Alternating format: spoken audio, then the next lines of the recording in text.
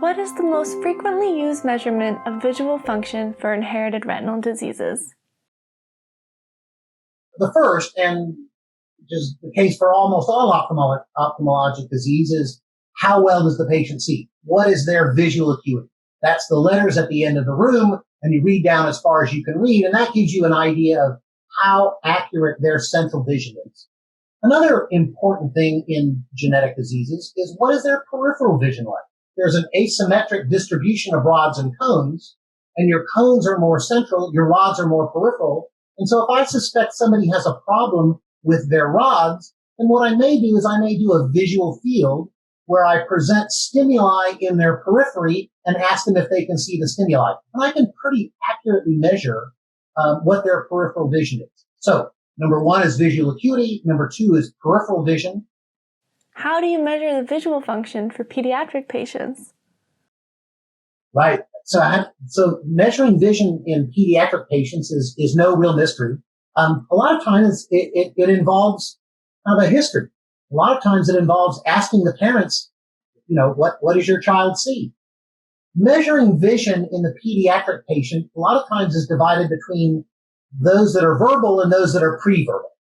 If I have a 10-year-old, obviously a 10-year-old can read down the chart the way that you and I would. It may very well be that there are 4-year-olds that don't know their letters yet, but they can make out objects. And so I can show a small ball or a small tree or a small dog on a screen, and they can identify what it is they're seeing. In those children who are pre-verbal, who can't respond, I look for things like how well do they respond to objects. For example, I may ask a mom, notice if your child is hungry, will your child reach for a Cheerio? If a child reaches for a Cheerio, that tells me something about how accurate their vision is. The very, very early children, the 2 or 3 months of age, again, I will look for whether or not there's nystagmus, but I'll ask the mom or dad, does your child look at you? And that's a pretty descriptive and easy to do. And parents in general will know, he just doesn't look at me the way my other children do, or other children have looked at my face. Facial recognition is something that really occurs pretty early in kids. So if you have a child who's 4 months of age and the mom is telling you, he just never really looks at my face, you have an indication that something's wrong. Again, remember we talked about the cones as being responsible for color vision. One of the things that I may do is I may color test them.